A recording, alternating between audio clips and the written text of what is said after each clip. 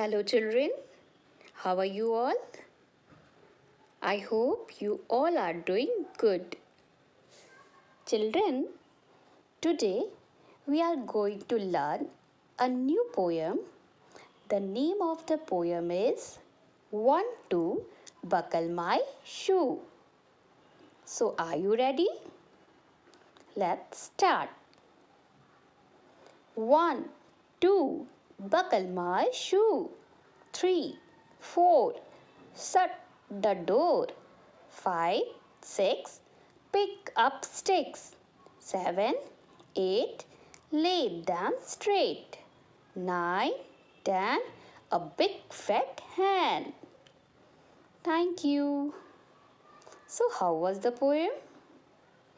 I hope you all liked it.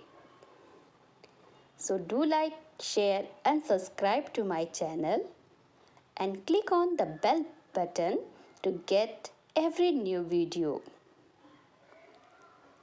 See you in the next video. Till then, keep smiling and keep learning. Bye-bye.